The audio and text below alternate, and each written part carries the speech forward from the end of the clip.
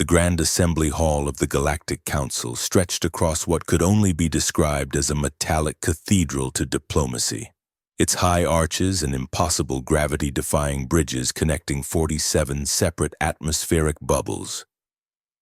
Each bubble housed representatives of vastly different evolutionary paths, some breathing methane, others floating in liquid ammonia, and still others requiring radiation levels that would kill most species in minutes. Ambassador Jake Morrison stood at the observation window of the human delegation's bubble, watching the stars beyond the massive space station. 3 months into humanity's admission to the Galactic Council, and he still felt the weight of Earth's reputation hanging over every interaction. Deathworlders, they called humans. It wasn't meant as a compliment. Ambassador, the general session begins in 10 minutes, his aide whispered, standing a respectful distance away. Jake nodded without turning. Category 12, planetary origin, he murmured.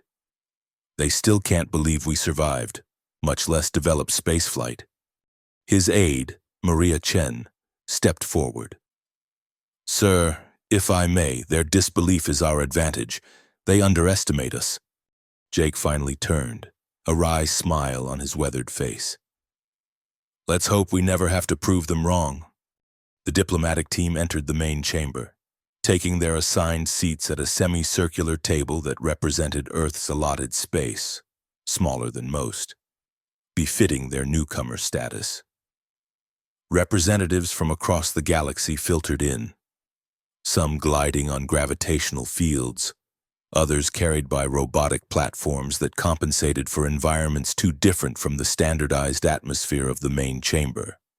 First speaker Zoe Tral, a luminescent being from a gas giant's upper atmosphere whose translucent body pulsed with electrical patterns, hovered at the central podium. The meeting had begun with the usual administrative matters, trade routes being established, quarantine protocols for newly discovered worlds, boundary disputes between long-standing members. Jake listened with half an ear, more concerned with the private meetings he would need to arrange to secure Earth's first major trade agreements. Humanity needed allies, and more importantly, access to technologies that could help protect their vulnerable solar system. The diplomatic translator embedded in Jake's ear buzzed with a cascade of languages, all flawlessly rendered into English. He had just started to formulate a response to a question about Earth's resource extraction regulations when the massive doors at the far end of the chamber shattered inward. The sound reverberated through the hall, silencing all conversation. Through the rubble stumbled figures Jake recognized as Chaoth, crystalline beings whose bodies resembled complex geometric shapes of translucent, faceted material. But these Chaoth were broken, their normally perfect symmetry shattered and cracked. Dark fluid leaked from their fractured bodies as they dragged themselves forward. "Help us!" The translator in Jake's ear rendered their high-pitched, harmonizing voices. "The swarm approaches. They have already taken our outer colonies. The homeworld will fall within days." The chamber erupted in chaos. Jake watched in stunned silence as the broken Kaith delegation collapsed in the center of the floor, their crystalline forms shimmering weakly under the chamber's lights. First speaker Zotral's body flashed rapidly with patterns Jake had learned indicated extreme distress. "Order! We must have order!" It took nearly 20 minutes for the pandemonium to subside. During that time, medical teams from various species had rushed to aid the Kaith, though many species representatives had simply retreated to their atmospheric bubbles in fear. "The Council will vote," Zotral announced when silence finally fell. "The Kaith request military intervention against this swarm. Such action would require an override of our non-interference protocols regarding emerging threats." Jake leaned toward his aide. "What do we know about the swarm?" "Very little, sir," she whispered back. "Mentioned in historical archives as a semi-sentient weapon species that occasionally emerges from uncharted space. Last recorded appearance was over 300 standard years ago. The voting process began, with each delegation registering their position via the glowing orbs embedded in their stations. Jake watched as the results appeared on the massive holographic display above the chamber. Against intervention, 26 delegations. For intervention, 19 delegations. Abstaining, 2 delegations. Jake felt his stomach sink. More than half the council had voted against helping the cave. Jotral's body dimmed slightly. The council has spoken. While we offer humanitarian aid and sanctuary to Kathie's refugees, military intervention is deemed too risky. The non-interference protocol stands. From the medical area where the injured Kath were being treated, a voice rose, melodic even in its desperation. There will be no refugees. 7 billion souls will perish. The swarm consumes all. Jake stood before he realized what he was doing. Earth requests permission to speak. A murmur ran through the chamber. The human delegation rarely addressed the full council. Recognized, Zotral responded. Electrical patterns shifting to what Jake had learned was curiosity. The Earth delegation wishes to propose an alternative solution, Jake said, his voice steady despite the pounding of his heart. We request permission to act independently on behalf of the Kath. The chamber erupted again, voices and translated protests filling the air. You propose armed intervention without council sanction. Zotral's voice cut through the noise. We do. Jake stood tall, feeling the eyes of 47 species upon him. Earth will bear full responsibility for its actions, in accordance with Charter Section 12, which permits independent action in humanitarian crises. Ambassador Morrison, came the voice of the Volir delegation, an ancient species of philosophers whose bodies resembled animated stone. You cannot comprehend what you propose. The swarm is unlike any adversary you have faced. Jake looked directly at the Volir representative. Perhaps. Or perhaps the council cannot comprehend what humans are capable of when innocent lives are at stake. The debate raged for hours. Jake argued passionately, invoking obscure clauses and historical precedents, until finally, exhaustion set in among the council members. A compromise, Zotral finally announced. Earth may act independently without council sanction or support. You will bear all consequences of your actions, both in resources and in any diplomatic repercussions. The council will neither condemn nor endorse your intervention. Jake nodded solemnly. Earth accepts these terms. As the session adjourned, Jake moved immediately to the secure communication chamber assigned to the human delegation. He needed to contact Admiral Lisa Hayes, commander of Earth's expeditionary fleet. Immediately, the quantum entanglement communicator hummed to life, creating an instantaneous connection across light years. Admiral Hayes, this is Ambassador Morrison. We have a situation. The face that appeared on the screen was stern, framed by close-cropped gray hair. Hayes's eyes narrowed as Jake explained the Kaeth crisis and the Council's decision. You're asking me to mobilize our entire fleet without Council support, she asked when he had finished. I'm asking you to save 7 billion lives, Jake replied. The Civilian Council on Earth has already approved the action, contingent on your military assessment. Hayes was silent for a long moment. This swarm, what are we facing? Unknown capabilities, but they've overwhelmed a technologically advanced civilization in weeks. The Kaeth are no pushovers, Admiral. Their defensive technologies are among the best in the galaxy. And yet they're losing. Hayes rubbed her temples. We'd be going in blind against an enemy that's already proven itself capable of overwhelming superior forces. Yes, our people could die, Jake. Many of them. I know. Hayes' eyes hardened. I'll need everything we have, every ship, every Marine, every weapon in our arsenal. You'll have it, Jake promised. And Admiral, The Council has strict protocols about clean warfare with energy weapons, precision strikes, minimal ecological impact. But the Kaith representative said the swarm consumes all. I'm authorizing whatever means necessary to ensure victory. Hayes' eyebrows rose slightly. You're giving me permission to fight dirty. I'm giving you permission to win, Admiral, at any cost. The next week was a blur of activity.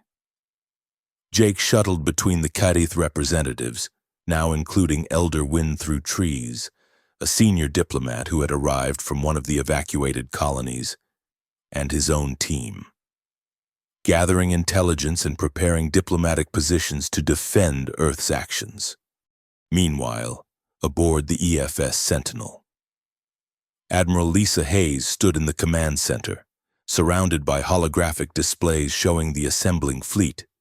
Nearly 200 vessels, from massive dreadnoughts to rapid response frigates, had answered the call. It represented the largest military mobilization in Earth's history. Status report, she demanded, eyes fixed on the tactical display. General Tom Brooks, her second in command, stepped forward. 98% of designated forces have arrived. The last battle group will be here within 6 hours. Marines are loading onto transports now. Hayes nodded. And the special munitions? Brooks shifted uncomfortably. Loaded and secured, Admiral. Though I must register my formal concern about their use. Noted, General, but these aren't humans we're fighting. From what we understand, the swarm operates as a hive-mind biological weapon system.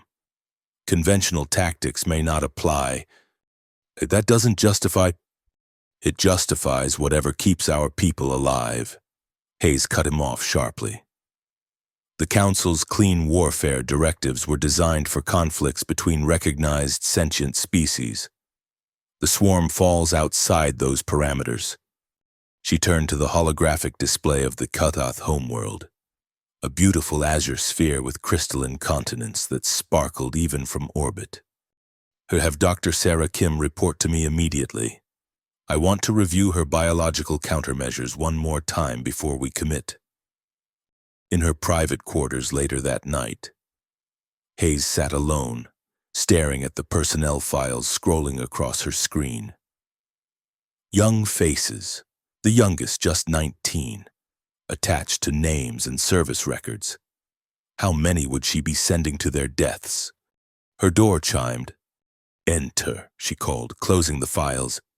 Captain James Rodriguez, her chief of staff, stepped in with a data tablet. Final briefing package. Admiral, we jump in 6 hours. Hayes took the tablet without looking at it. Tell me this isn't a mistake, James. Rodriguez was silent for a moment. The simulation runs give us a 40% chance of success. That's not what I asked. No, ma'am. He straightened. I've served with you for 15 years. I've never known you to back down from a fight when innocent lives were at stake. Hayes finally looked up at him. Even if it means breaking every rule of engagement the Council holds sacred, even if it means using weapons our own people banned centuries ago? The rules changed when the swarm appeared, Rodriguez said simply. And if anyone can lead us through this, it's you. After he left, Hayes picked up a small frame from her desk, an old-fashioned printed photograph of her family back on Earth, her wife and their 2 children, smiling in the sunshine of their Montana ranch. I hope you never learn what I'm about to do, she whispered. At the same moment, in the science bay of the Sentinel, Dr. Sarah Kim hunched over complex molecular diagrams, her tired eyes strained from hours of work. Around her, a team of the fleet's best xenobiologists and weapons specialists labored over various projects, all aimed at a single goal, finding the swarm's weakness. Dr. Kim, a voice called from the doorway. She looked up to see Commander Alex Reed, leader of the Marine Special Operations Unit that would be the first to engage the enemy. Commander, she acknowledged. Come to check on our progress? Reed stepped into the lab, his muscular frame making the space seem smaller. "Admiral Hayes says you've made a breakthrough." Kim gestured to the molecular model rotating above her workstation. "Potentially. We managed to extract some biological material from the damaged KTH vessels. It contained trace elements of the swarm, some kind of residue left behind during their attacks.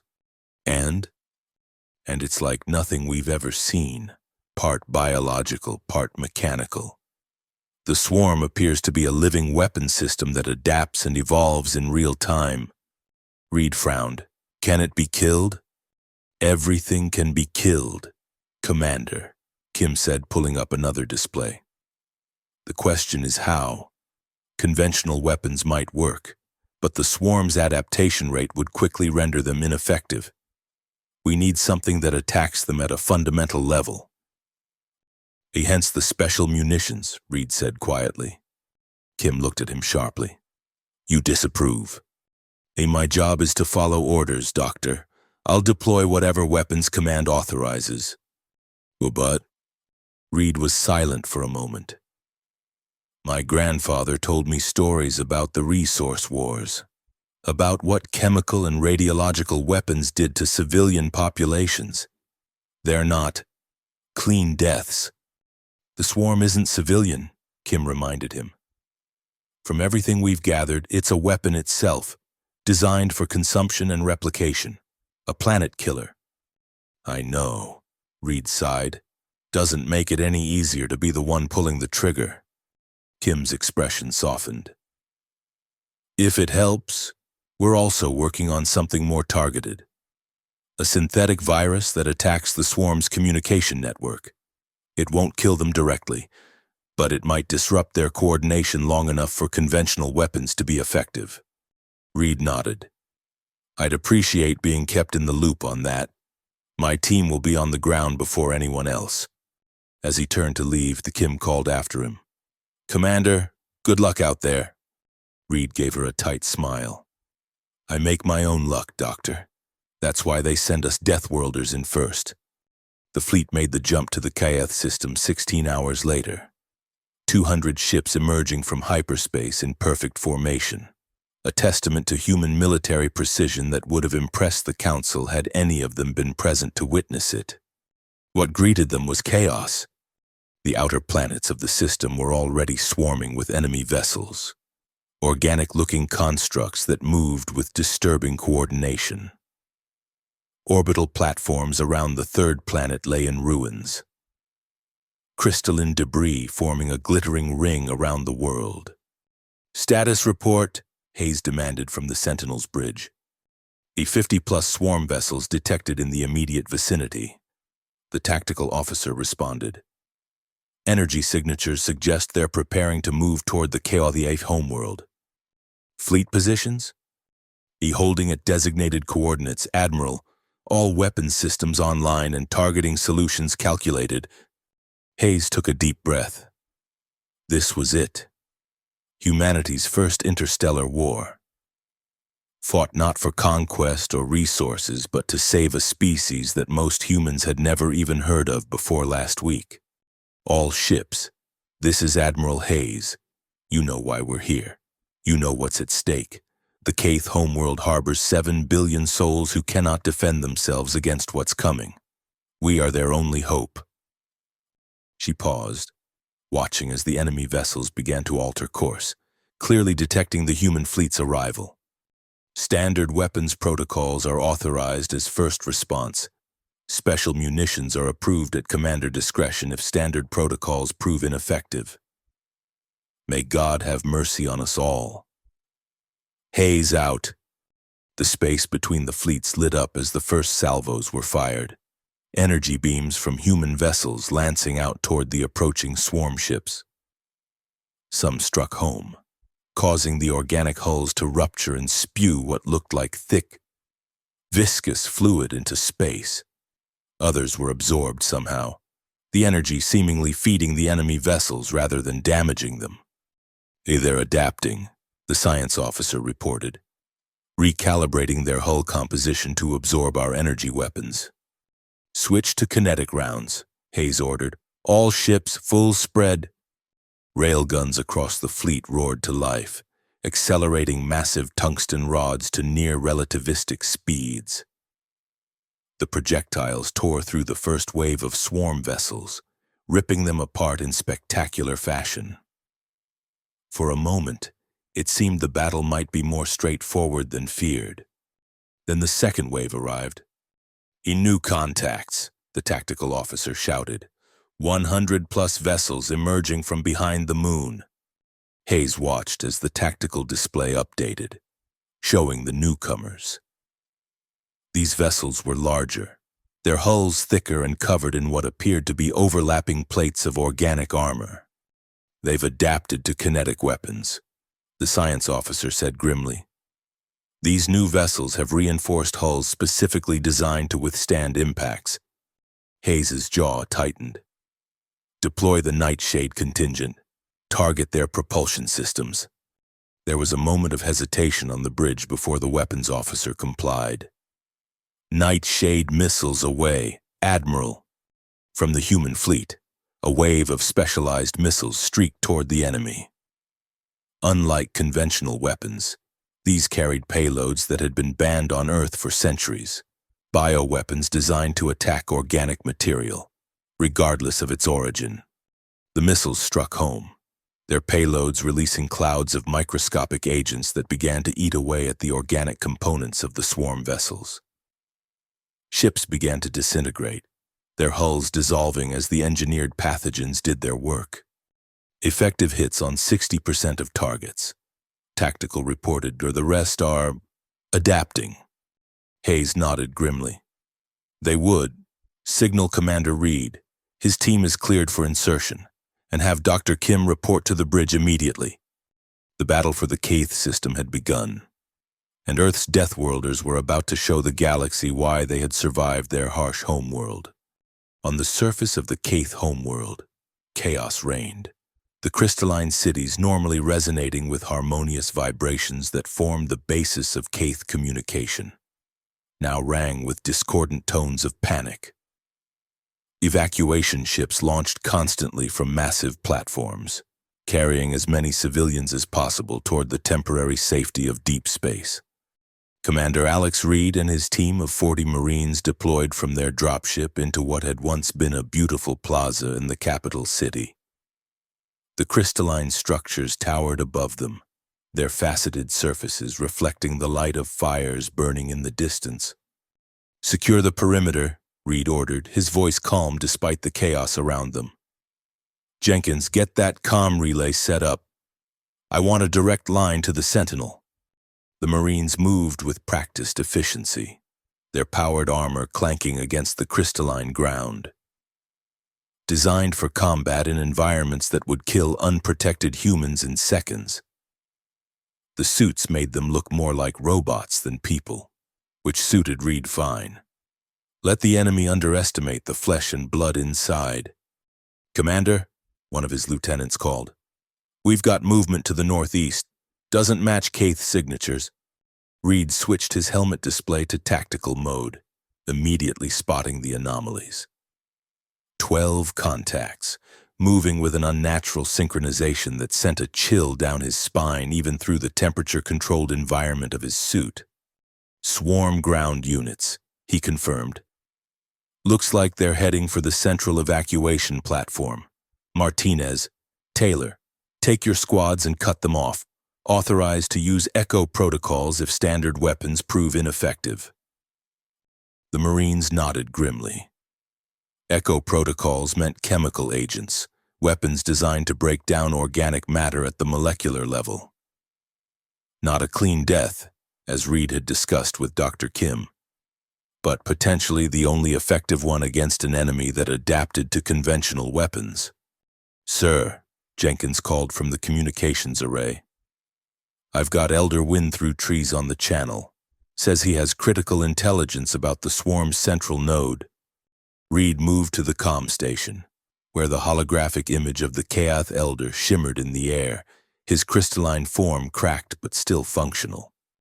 "Commander Reed," the Elder's melodic voice came through the translator. Your arrival gives hope to my people, but you must listen carefully. The swarm operates from a central breeding facility. Our intelligence suggests it is located on our second moon. A breeding facility? Reed frowned. You're saying they're not just ships, but an actual species. They are weapons given life. Wind Through Trees explained. Created eons ago by a long-dead race to win a forgotten war. They consume, adapt, and reproduce. The facility on our moon appears to be their staging ground, where new units are grown from consumed biomass. Reed felt his blood run cold. And if we destroy this facility? The existing swarm units will continue to function, but without coordination or the ability to replenish their numbers. Reed nodded. Transmitting this intelligence to Fleet Command now. Thank you, Elder. As the hologram faded, Reed turned to his executive officer. Prepare the team for orbital insertion. We're heading to that moon. 3 hours later, Reed's team had infiltrated the swarm facility, a nightmarish structure of organic material that pulsed and shifted as if breathing. The Marines moved through corridors that seemed to have been grown rather than built, their weapons trained on shadows that moved just at the edge of visibility. Life signs everywhere, whispered Lieutenant Chen, checking her scanner. But nothing registers as individual organisms, and it's like the whole facility is one giant living thing. Reed nodded grimly. Focus on the mission. According to the scans, the central chamber should be just ahead. They emerged onto a platform overlooking a massive pit that descended into darkness. Within the pit, countless organic pods pulsed with sickly light, each one gradually taking the shape of a swarm vessel or ground unit. Set the charges, Reed ordered. Maximum yield. His demolitions expert moved forward, planting nuclear devices strategically around the chamber. The weapons were small by military standards, tactical nukes designed for precision strikes, but in this enclosed space, they would be more than sufficient. Charges set. Commander, 15-minute countdown initiated. Reed nodded. All units begin withdrawal to extraction point. They had made it halfway back to their entry point when the facility's defenses finally recognized them as threats. The very walls came alive, extending tendrils of organic material that lashed out at the Marines. Weapons fire echoed through the corridors as the team fought their way forward. "We've got incoming," shouted Lieutenant Chen as a wave of swarm ground units rounded the corner ahead. Humanoid figures made of the same organic material as the ships, moving with disturbing coordination. The Marines opened fire, their specialized ammunition designed to disrupt organic systems tearing through the first wave of attackers. But more kept coming, and Reed could see the fallen enemies beginning to dissolve, their biomass being reabsorbed by the facility itself. They're learning from each engagement, he realized aloud. Adapting to our weapons in real time. A decision crystallized in his mind, cold, calculating, and necessary. All units fall back to extraction point, he ordered. I'll cover your withdrawal. Sir? Chen questioned, even as she continued firing at the approaching enemies. That's an order. Lieutenant, get our people out. I'll make sure these charges detonate. There was a moment of hesitation before Chen nodded sharply. Marines, fall back by fire teams, cover and move. As his team began their withdrawal, Reed set up a defensive position at a junction of corridors, laying down suppressing fire to keep the swarm units at bay. He watched as his Marines disappeared around a distant corner, then turned his attention to the device in his hand, a remote detonator for the nuclear charges. The timer showed 12 minutes remaining, too long. The swarm was already adapting to their presence. It might find and disarm the charges before they could detonate. Reed took a deep breath, his mind going to the picture tucked inside his helmet, his young daughter back on Earth, smiling on her 5th birthday, a future he would now never see. For you, kiddo, he whispered. For everyone. He pressed the manual override, reducing the countdown to 30 seconds. Then stood and fired his weapon into the approaching wave of swarm units. They fell before his onslaught, but more kept coming, endless and implacable. 20 seconds.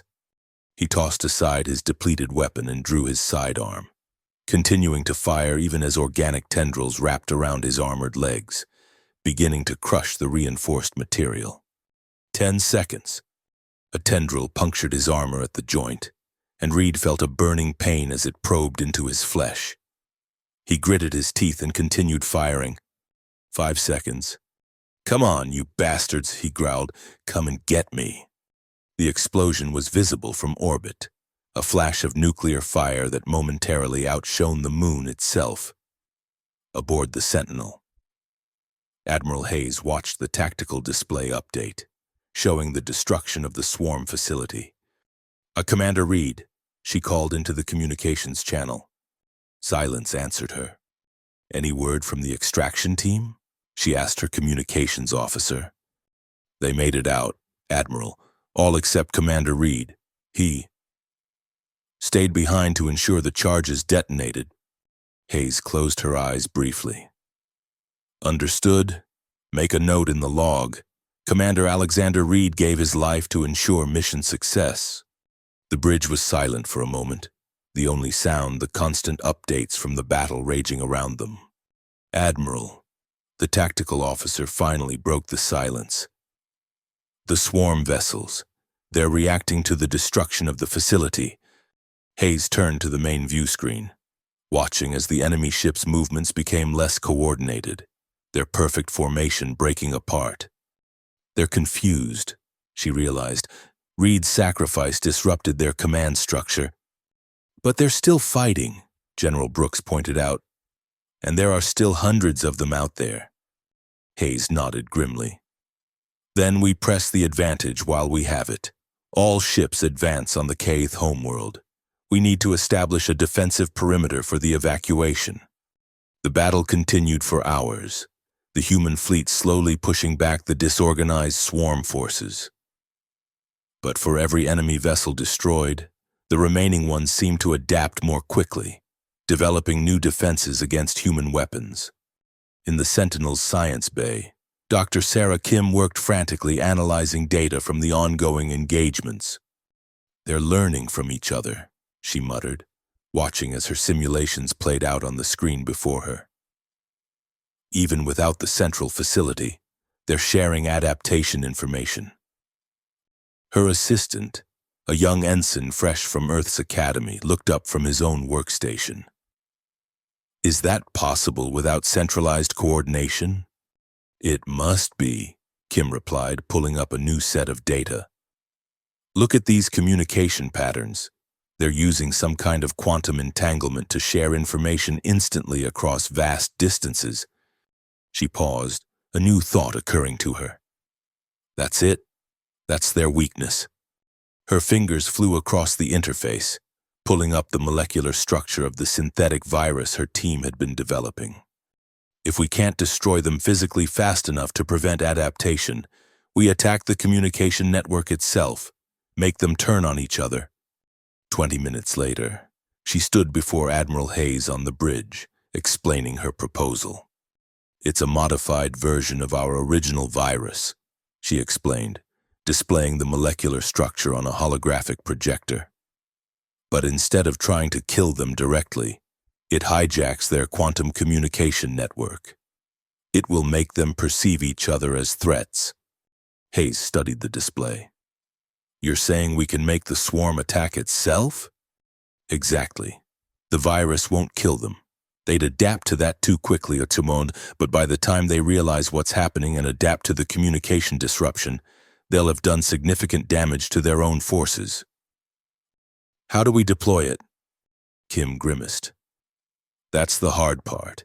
It needs to be introduced directly into their biomass.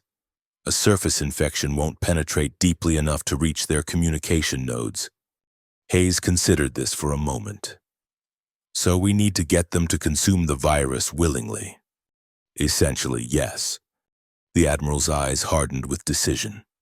Prepare your virus, Doctor. I know just how to deliver it. The plan was audacious, bordering on suicidal. Hayes ordered a damaged frigate, the EFS Dauntless, loaded with Dr. Kim's virus and a volunteer skeleton crew. The ship would appear to be crippled, drawing in the swarm vessels that sought to consume its biomass and technology. This is a volunteer mission only, Hayes had insisted when briefing the potential crew. The chances of survival are minimal. Lieutenant Jessica Torres had stepped forward immediately. My brother was on Commander Reed's team, Admiral. I'll take command of the Dauntless. 5 others joined her, all veterans, all with personal stakes in the fight. Hayes had shaken each of their hands before they departed, knowing she was likely sending them to their deaths. Now, the Dauntless drifted apparently powerless between the battle lines, venting atmosphere and leaking radiation, irresistible bait for the resource-hungry swarm. They're taking it, General Brooks reported, watching the tactical display as 3 swarm vessels broke off from the main group and moved toward the damaged frigate. Swarm ships approaching the Dauntless. Hayes nodded grimly. Lieutenant Torres, status? E-virus payload ready, Admiral, came the calm reply over the comm channel. Swarm vessels approaching our position. Estimated contact in 30 seconds. You can still abort, Lieutenant, and we can remote detonate. With respect, Admiral, we'll see this through. Torres out. The channel went silent as the swarm vessels surrounded the Dauntless, extending organic tendrils that latched onto the hull and began to dissolve it, absorbing the materials and, unknowingly, the virus hidden within. A detonation in 3, 2, 1. The tactical officer counted down. The Dauntless exploded in a brilliant flash, its reactor going critical and vaporizing the ship and the attached swarm vessels. But by then, it was too late. The virus had already been transferred. For several long minutes, nothing seemed to happen. The swarm continued its attack on the human fleet, adapting and evolving with each engagement. Then something changed. Admiral, the science officer called, his voice tight with excitement. The swarm vessels, they're turning on each other. Hayes watched in astonishment as the enemy fleet began to fracture, ships firing upon one another with the same weapons they had used against the humans. Organic tendrils meant to absorb and consume now tore at Allied vessels, ripping them apart in a frenzy of self-destruction. It's working, Hayes breathed. Dr. Kim, you're a genius. Kim stood silently beside her, watching the carnage with a mixture of scientific fascination and horror. The virus is spreading faster than I anticipated. Their quantum communication network is actually accelerating the infection. Within hours, the tide of battle had turned completely. More than half the swarm fleet had been destroyed not by human weapons but by their own kind. The remainder fought on, but without coordination. Their effectiveness was severely diminished. Admiral, General Brooks approached, his face grim despite the turning tide. Long-range sensors are picking up new contacts approaching from the outer system. A lot of them. Hayes felt her heart sink as the tactical display updated, showing a massive new swarm fleet approaching. Thousands of vessels, far more than the human fleet could hope to engage even in their current advantageous position. How long until they reach us? 6 hours at current speeds. Hayes studied the display, calculating options and finding them all wanting. The human fleet was depleted, their ammunition running low, ships damaged from hours of intense combat. The evacuation of the Koth homeworld, she asked. Proceeding, but slowly. At current rates, we'll have perhaps 30% of the population evacuated before the new swarm fleet arrives. Hayes closed her eyes briefly, making the hardest decision of her career. Order all ships to form a defensive perimeter around the evacuation routes. We will hold position as long as possible to allow civilians to escape. Brooks looked at her in shock. Admiral, that's a suicide mission. Even with Dr. Kim's virus, we can't hope to stop a fleet that size. I'm open to alternatives, General. Brooks was silent. As I thought, Hayes said quietly. Transmit a message to Earth, tell them. Tell them we did our best. As the new swarm fleet approached, the battered human vessels repositioned, forming a wall between the enemy and the evacuation ships streaming from the Kaith homeworld. Every available weapon was brought to bear, every remaining missile and bullet readied for what would likely be their final stand. In the Grand Assembly Hall of the Galactic Council, Ambassador Jake Morrison stood before the emergency session, his face haggard from days without sleep. The human fleet has engaged the swarm at the Kaith homeworld, he reported, his voice echoing through the silent chamber. They have destroyed the enemy's breeding facility and disrupted their coordination. But a second, larger swarm fleet approaches. First Speaker Zotral's body pulsed with patterns of concern. And what does Earth request of the Council now? Jake straightened his shoulders. Nothing. I am here merely to inform the Council of the situation. Earth made its choice. We will see it through to the end. Ambassador, the Volir representative spoke, their stone-like form shifting forward slightly. Our sensors indicate the approaching swarm fleet numbers more than 8,000 vessels. Your force cannot possibly prevail. Perhaps not, Jake acknowledged. But every moment we hold them back is another moment for Kaith civilians to escape. We made a promise to protect them, and we will keep that promise until the last human ship falls. A murmur ran through the chamber, not of disapproval, but of something Jake had never heard from the Council before. Respect. The courage of your species is unexpected, Zotral admitted. We misjudged you, Ambassador Morrison. Jake gave a tight smile. Deathworlders, First Speaker. We survived our planet because we never learned when to quit. In that moment, quantum communication channels across the chamber lit up simultaneously as delegates received urgent messages from their governments. Jake watched in confusion as the council members engaged in hurried conversations. Many of their bodies displaying patterns he recognized as shock or surprise. What's happening? He asked Elder Windthrough-Trees, who had joined him for the session. The Kaith Elder's crystalline form shimmered with what Jake had learned was their equivalent of a smile. It seems, Ambassador, that your example has inspired others.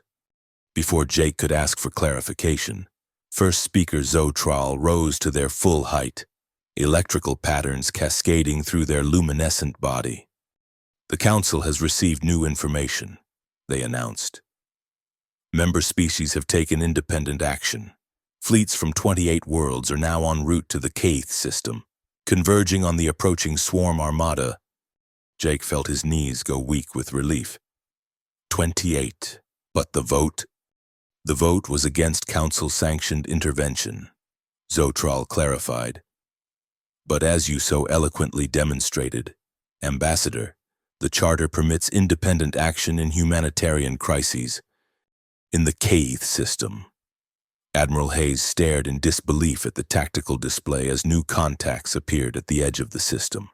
Hundreds of vessels of various designs, all broadcasting identification signals from Council member species. Are they real? She asked her communications officer. He verified, Admiral, ships from the Volir, the Jexari, the Nutal. Dozens of species. They're forming a blockade between us and the approaching swarm fleet. A communication channel opened, and a gravelly voice spoke in accented but clear English. Admiral Hayes, this is Fleet Commander Stoneheart of the Volir Defense Force. We observed your tactics against the swarm. Most impressive. Our governments have authorized us to render assistance. Hayes found herself momentarily speechless. Admiral, the voice prompted. She cleared her throat. Your assistance is greatly appreciated, Commander Stoneheart, but I must warn you, this enemy adapts quickly. Conventional weapons have limited effectiveness. So we have observed. That is why we bring unconventional weapons. It seems humanity is not the only species willing to bend the Council's rules when innocent lives are at stake. Over the next hour, ships continued to arrive, a massive combined fleet representing nearly 2/3 of the Council's member species. They brought with them weapons that Hayes had never seen before, gravity manipulators that crushed swarm vessels like paper, temporal disruptors that aged organic material to dust in seconds, even weaponized singularities that swallowed entire enemy squadrons. When the second swarm fleet finally arrived, they faced not a desperate last stand by exhausted human forces, but the combined might of a galaxy finally roused to action. The battle was still fierce, the swarm adapting and evolving with each engagement. But they could not adapt quickly enough to counter so many different weapon systems simultaneously. Dr. Kim's virus continued to spread through their ranks, causing confusion and friendly fire incidents that further decimated their numbers. Aboard the Sentinel, Hayes watched as the tide turned decisively against the enemy. Their breaking formation, tactical reported on swarm vessels retreating to the outer system. Pursue and destroy, Hayes ordered. We can't give them time to regroup or adapt further. The combined fleet moved forward, methodically hunting down and eliminating the remaining swarm vessels until sensors showed the system clear of enemy presence. As the all-clear was sounded, Hayes finally allowed herself to slump in her command chair, the exhaustion of days of continuous battle catching up to her all at once. Casualties? She asked quietly. General Brooks approached with a data tablet. 23 ships lost. Admiral, 41 more with significant damage. Personnel losses, approximately 3,000 confirmed, with another 1,000 injured. Hayes closed her eyes, feeling the weight of each number. And the Cath civilians? Evacuation ships report almost 7 billion successfully evacuated. Losses among the civilian population were minimal thanks to our defensive perimeter.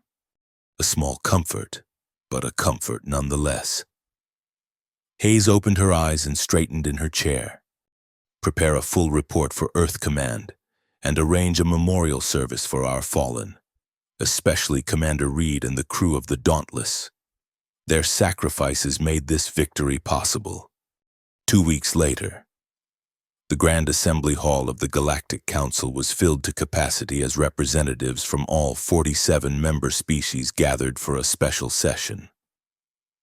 At the center of the chamber stood Ambassador Jake Morrison and Admiral Lisa Hayes, representing Earth before the assembled dignitaries.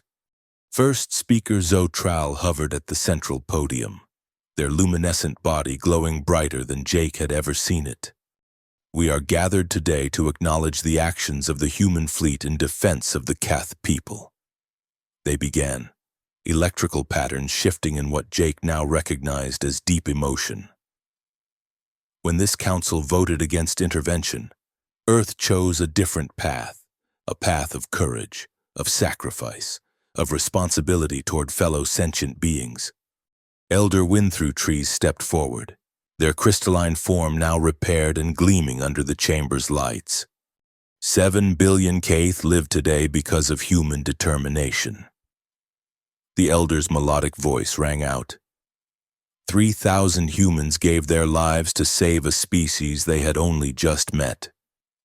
There is no greater testament to the character of a people than their willingness to sacrifice for others. Jake glanced at Hayes, seeing in her stern face the same mix of pride and grief he felt himself. They had won, yes, but at a terrible cost. The Council acknowledges its error in judgment. Zotral continued. We misunderstood the nature of Deathworlders. We saw only the physical adaptations that allowed you to survive your harsh planet, your density, your strength, your remarkable resistance to toxins and radiation. We failed to see the moral strength those challenges had forged in your species. Jake stepped forward. Earth did not act for recognition or reward. First speaker, we acted because it was right. And that, Ambassador Morrison, is precisely why you deserve both. Zotral replied, "The Council hereby grants Earth full membership status, with all the rights and privileges thereof. Additionally, a new directive will be added to the Charter, the Morrison Doctrine, permitting coordinated military intervention in cases of genocidal aggression." Hayes finally spoke, her voice carrying clearly through the chamber. "We accept these honors with humility. First speaker. But the true heroes are those who will not return home. Commander Alexander Reed, Lieutenant Jessica Torres, and thousands of others who gave everything they had to protect lives they had never met." The chamber fell silent in respect for the fallen. "There is one more matter," Elder Winthrough Trees said after a moment. "The Kaith wish to offer a gift to humanity. Our scientists have adapted Dr. Sarah Kim's virus technology to create a self-destruct failsafe for artificial weapon systems. We offer this technology freely to all council members, in the hope that no species will ever again face what we faced." In the months that followed, Earth rebuilt its fleet, incorporating new technologies shared by grateful council members. The Kaith began the long process of returning to their homeworld and reconstructing their shattered civilization, with substantial aid from their new human allies. At a small ceremony on the newly established joint human-Kaith space station orbiting Earth, Admiral Hayes unveiled a memorial wall bearing the names of every human lost in what was now being called the Swarm War. At its center, a simple inscription read, "When aliens cried for help, Earth's Deathworlders roared to war. They fought not for glory or conquest, but for the most human of reasons, because others needed them." As Hayes stepped back from the memorial, she found Jake Morrison standing beside her, his diplomatic uniform exchanged for civilian clothes. "Returning to Earth?" she asked. Jake nodded. "My new role as council representative starts next month. Thought I'd spend some time with family before then." "You've earned it," Hayes said sincerely. "Your diplomacy was as important as our firepower in this war." Jake smiled slightly. "Diplomacy backed by firepower, the oldest human tradition." They stood in silence for a moment, reading the names on the wall. "Do you think we've changed how the galaxy sees us?" Hayes finally asked. "Undoubtedly," Jake replied. "But more importantly, I think we've changed how we see ourselves. We're not just survivors anymore, Lisa. We're protectors." Hayes thought of Commander Reed, of Lieutenant Torres, of all the others who had given everything to save a species they barely knew. "Yes," she agreed quietly. "That's exactly what we are. Across the vast expanse of the galaxy, in the crystalline cities of the Koth homeworld, in the gas-giant habitats of the luminescent Zoe, in the stone fortresses of the Volier, stories were being told. Stories of the fierce, fragile creatures from a world so harsh it should have killed them. Creatures who instead learned to fight with such determination that they would challenge the very stars themselves to protect the innocent. Deathworlders, they were still called, but now the name was spoken with respect.